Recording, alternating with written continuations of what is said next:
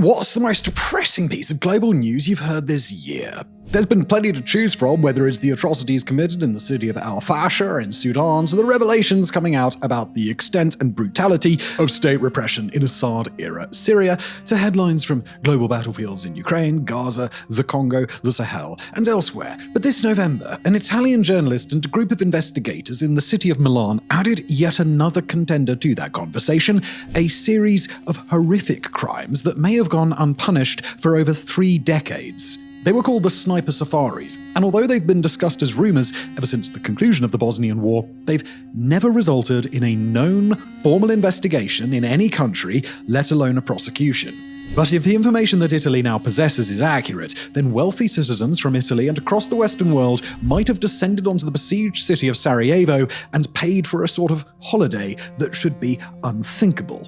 Taking up positions in a sniper's nest, staring down their targets at Bosnia's infamous sniper alleys, and killing the civilians unlucky enough to end up in their crosshairs. What does it mean to go on a sniper safari? To answer that, we've got to start not by discussing these people's journeys, but their destination. The city of Sarajevo is the capital of Bosnia and Herzegovina, usually referred to simply as Bosnia. Today, the nation is divided into 2 autonomous entities, the Federation of Bosnia and Herzegovina, made up of predominantly ethnic Bosniaks and Croats, and the Republika Srpska, mostly home to ethnic Serbs. But back in the early 1990s, with a pre-war population of about 500,000 people, the city of Sarajevo was the capital of a nation that had only just declared its independence from the now former state of Yugoslavia. Then, as now, Bosnia and the rest of the ex-Yugoslav states of the Balkan region are places where ethnic tensions can run very hot. And when Bosnia and Herzegovina declared independence, the nation's ethnic Serb population took issue with the idea that they would have to be minority members of a single unified nation.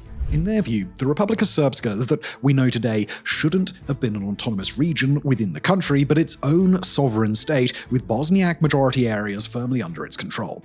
Their response was the Siege of Sarajevo, an encirclement of the city that began in early of April 1992 and would continue for nearly 4 years straight. To put it bluntly, the Siege of Sarajevo was misery in human form. Some 300,000 to 400,000 civilians were trapped inside the city, along with around 70,000 troops fighting with the army of the Republic of Bosnia and Herzegovina, who had mostly small arms at their disposal and lacked the capability to break out. Pointing their guns inward was a far smaller force, no more than 23,000 Bosnian Serbs at their strongest, and typically a good deal less than that. But they had the benefit of heavy artillery, tanks, and encirclement. They could see into the city from all angles, anticipate and respond to any massing of enemy forces, and rain down hell upon the people within. They also had the support of the neighbouring and much more powerful nation of Serbia, led by a man whose name now lives alongside some of the most despised war criminals in history, Slobodan Milosevic, the final leader of Yugoslavia. Many of the besieging forces were, in effect, under Milosevic's direct control or were otherwise former members of the Yugoslav armed forces who very conveniently showed up around Sarajevo wearing new uniforms but firing most of their own weapons. Even the tanks and artillery pieces that had essentially come from Milosevic split off to the Republika Srpska as part of the breakup of Yugoslavia, and Serbia was more than happy to provide all the ammunition, fuel, supplies, intelligence, and diplomatic support that the Bosnian Serbs needed. Now, it's important to understand that although Sarajevo was under siege and bore the brunt of this entire conflict, the ultimate goal of the Bosnian Serbs and Milosevic was not to capture the city. Instead, their goal was to force the leadership of both Bosnia and the international community to accept the partition of the state and allow the creation of a sovereign Serb nation. That was particularly important to Serbs in Bosnia and Serbia because at that time Serbia was still part of a union with modern-day Montenegro, with ethnic Serbs making up a national majority, but not by all that much. Regardless of their motivations, the Bosnian Serbs' objective was to use Sarajevo as leverage, accept what the Bosnian Serbs were proposing, and all this pain and suffering could be over tomorrow. As such, they didn't have to put themselves at risk by going into the city and risking intense urban combat where the less equipped Bosnian defenders could have leveled the playing field at close quarters. Instead, their goal was to inflict pain and to impose terror on a scale so great that it would become unjustifiable for either Bosnia's leadership or the international community to allow the siege to continue. To accomplish that, Bosnian Serb fighters could choke off the city from external supplies of food and water. They could cut the power and fuel supply. They could shell the city indiscriminately and launch raiding actions to get in, cause whatever chaos they could, and then get back out before the other side could rally. And as dangerous as each of those weapons were, Bosnian Serb forces knew that they could leverage one final tool to achieve maximum effect: snipers. Firing from long range, using the hills surrounding the city to build snipers' nests and operating in small teams to ensure maximum damage, Bosnian Serb forces spent the vast majority of the siege shooting into the city. When Bosnian defenders poked their heads up, then of course Serb fighters did all they could to wipe them out, but their list of approved targets went far beyond just combatants. Snipers were cleared to shoot the elderly, clearly unarmed non-combatants, children, all in the name of imposing costs and misery so profound on the leaders of Bosnia that they would be forced to capitulate. Counter-snipers did the best they could from the inside, but they fought from a clear disadvantage, and as the siege settled into its years-long rhythm, Bosnian Serb forces used the breakdown of civil order to their advantage. With food and water scarce, civilians were forced to leave their homes regularly, and whether they were trying to move across their neighborhoods, standing in bread lines, or collecting water, they were operating in predictable ways, in full view of snipers who feared absolutely nothing by killing them. As the siege wore on, snipers became highly adept at manipulating the city's civilian population, killing an innocent person to draw the attention of rescuers who could also be shot, firing misplaced attacks to cause civilians to run into a predetermined line of fire, and even relying on gun sights that had been modified to show the right range to shoot from a given sniper's nest. Although the firing of the snipers wasn't continual, and due to the besieging forces' small numbers, they could only devote so many snipers to the effort while holding the siege, they engineered terror in Sarajevo nonetheless. Individual streets were known as sniper alleys, where sniper forces were known to always be present, always watching, firing down from the surrounding area, or leveraging dark windows where they'd managed to infiltrate the city. According to data presented at war crimes trials long after the fact, that firing was daily, well-coordinated, and involved the firing of hundreds of shots each day on average. According to the Research and Documentation Center in Sarajevo, the death toll from the entire siege of Sarajevo stands at 5,434 civilians, including 1,601 children, with 56,000 more civilians injured, including 15,000 children. According to UNICEF, by the end of the siege, at least 2 out of every 5 children in the city had been shot at directly by snipers, and just over half had witnessed a person die. Of the dead, official estimates suggest that around 1,000 of the killed civilians had been shot by snipers, along with several thousand wounded. But because of the many issues involved with counting the dead during the siege, categorizing the different kinds of gunshot fatalities, and determining the cause of death for people killed in areas where they were also shelled by artillery at or around the time of their death, it's likely that the proportion of the dead due to sniper fire was far greater. Also during the siege, over 6,100 Bosnian defenders lost their lives, along with 2,241 Bosnian Serb fighters on the besieging side. Now, we paint such a detailed picture of Sarajevo's urban hellscape because we'd like you to really understand what it means to say that a person went to Sarajevo on a sniper safari. Over the rest of our discussion today, we'd encourage you to remember 2 things. That when we talk about a person paying to participate in sniper operations, firing into Sarajevo, that this is what they were participating in, and that at the time of the siege, there were 0 illusions across the globe about exactly what was happening. The United Nations carried out 13,000 individual airlift flights during this period to keep the besieged population alive. The NATO alliance carried out sustained operations to bring the siege to an end and locked down the airspace above the city for over 2 years. People in the nations we're going to be discussing, across Europe and North America in particular, knew damn well what was going on in Sarajevo during this time, and there is simply no way to claim that a person who hypothetically went on a sniper safari during this time would have somehow failed to understand what they were a part of. So the first question we can answer is the simplest. What is a sniper safari? In short, it's an act of war tourism, recreational, deliberate travel to an active conflict zone in order to engage in some sort of sightseeing, exploration, or other adventure, where the perception of thrill and danger are typically a part of the appeal. But in the case of the allegations around Sarajevo, the conduct of the alleged perpetrators goes well beyond passive tourism. Those wealthy foreigners who purportedly traveled to Sarajevo were paying for the privilege to recreationally hunt humans.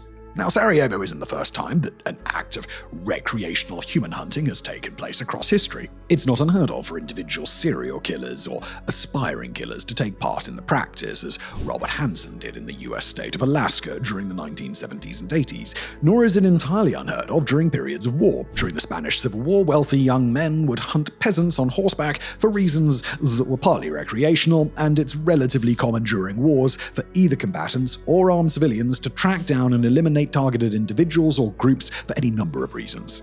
There are also plenty of cases in wars around the world where individuals have traveled to fight alongside a state or non-state actor, possibly because some of those people, as individuals, wanted to take advantage of the opportunity and satisfy some dark desire to claim human lives. But the specific allegations bubbling up around Sarajevo that foreign actors would have paid to be escorted into the war zone to gain the privilege to shoot at civilians from long range would be a wartime industry without a known modern equivalent around the world.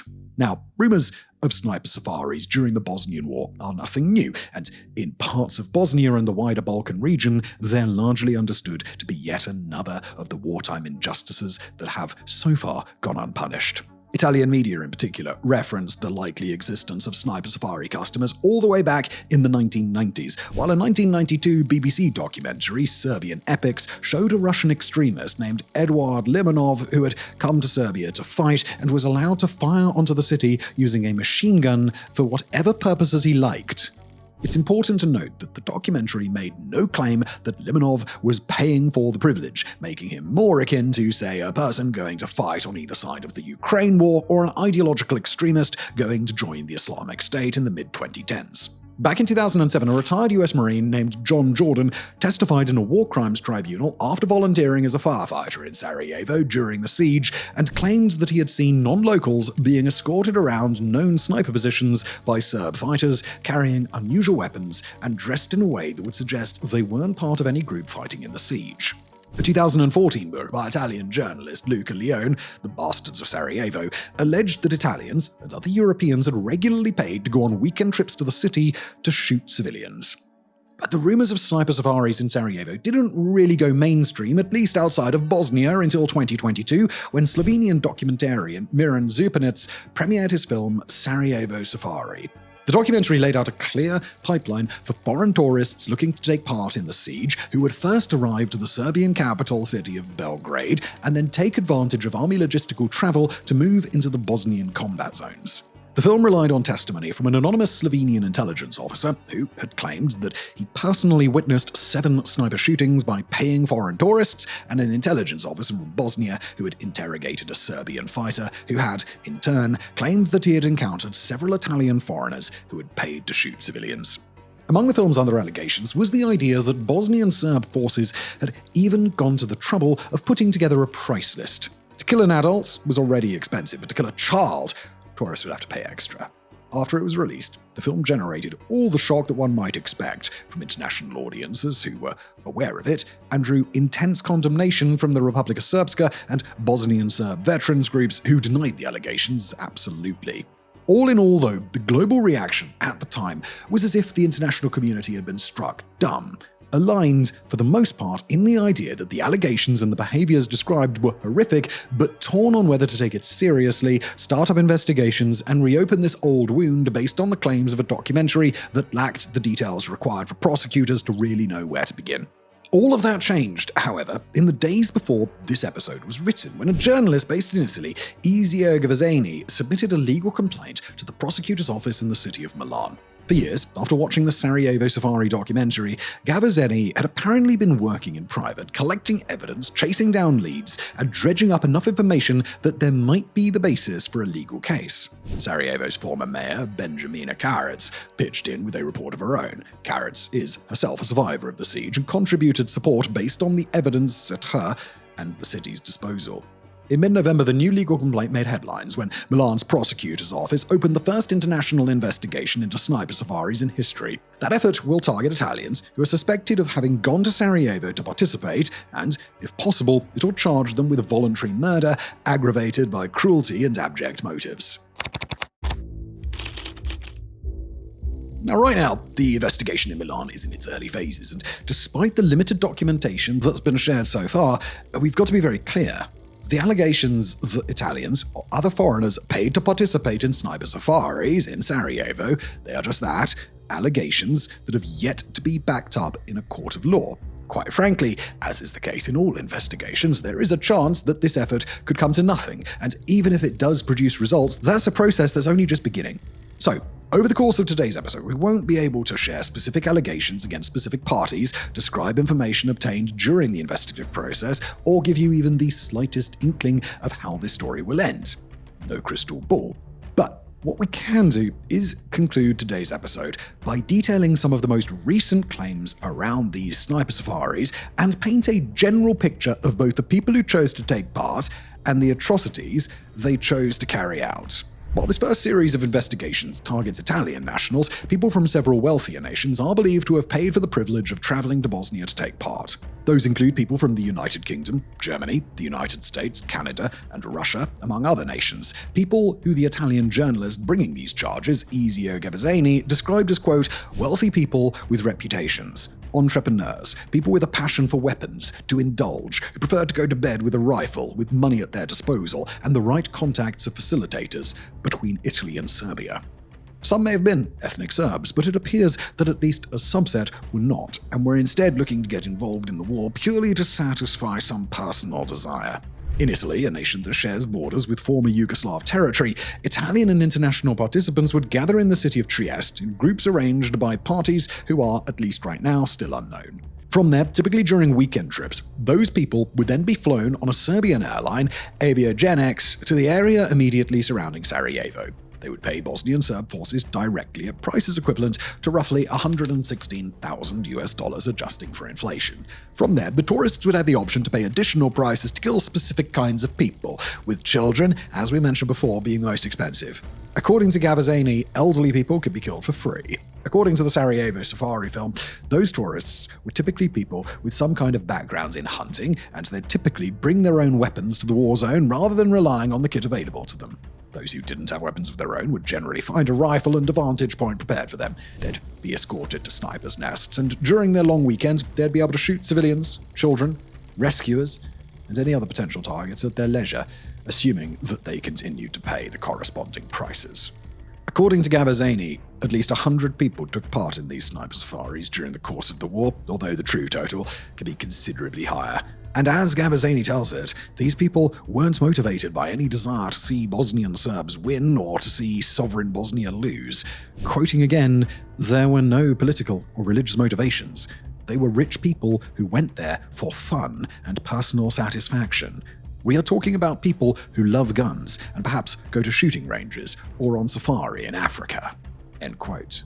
Now, obviously, if these allegations are accurate, then Bosnian Serb fighters on the ground were aware of what was happening. According to Italian investigators, Serbian intelligence was probably in the loop as well, at least with a passing awareness of the tourist trips and quite possibly facilitating them. The alleged involvement of Serbia's state airline carrier is particularly damning, since that would imply an awareness of the situation, not just among a small subset of Serbian intelligence, but shared by a far larger number of people across the state bureaucracy. On the ground, Bosnian Serb fighters reportedly welcomed the activity and worked to facilitate it, in some cases by providing spotters and security teams. But while it's entirely plausible that they kept the money they collected for themselves, there's no clear indication that the money wasn't funneled along other channels, perhaps to enrich people higher up the chain of command or perhaps to fund the continuation of the siege itself. The troops who supposedly helped out participants on the ground were loyal to Radovan Karadzic, the president of the Republika Srpska at the time, and a man who was known quite accurately as the Butcher of Bosnia. Karadzic is already spending the rest of his life in prison after having been found guilty of genocide, war crimes, and crimes against humanity in 2016. Sadly, some of the details about the parties involved may never be known. It's been 30 years since the Siege of Sarajevo concluded. Many of the survivors on all sides have since passed away, and people who were involved with these alleged safaris or worked to facilitate them have had multiple decades to hide or destroy any evidence of what they've done. Those who thought they were safe have most likely become aware of the potential for new investigations, and they, especially people outside Italy, will probably have the benefit of years more before investigators ever come sniffing around. If paying customers are found to have been a part of sniper safaris, they may well face trial for war crimes and could become the first people ever from their respective nations to face a war crimes tribunal for acts committed as civilians without being part of a formal military at the time of the offence. But as of right now, any such trials are a long way off. As the investigation in Italy moves forward, it'll have to contend with exceptionally fierce denials from Bosnian Serb veterans and from the government of Republika Srpska. It'll have to provide evidence compelling enough to break through opposing evaluations, including from places like Britain, where, speaking to the BBC, soldiers who were deployed to Bosnia during the 1990s described the claims as, quote, an urban myth and, quote, logistically difficult to accomplish. And quite frankly, these investigations will have to push against the sheer inertia that comes from 3 decades of inaction and 3 decades in which the world has hoped that perhaps these sniper safaris really were a mere legend. In fairness, it's entirely understandable to hope that nothing like this ever happened. We here at WarFronts sincerely hope that thorough international investigations can produce some kind of conclusive evidence that can put this to rest and establish that, if nothing else, there's at least one circle of hell that modern humanity hadn't yet visited. But to simply suppose that these sniper safaris never happened, to brush those allegations away like the international community has done for decades, has always been a disservice both to those who survived the siege and those who didn't make it out. To find these sniper safaris didn't happen would be welcome news, but failure to pursue the truth, whatever it may be, has always been a travesty. Thank you for watching.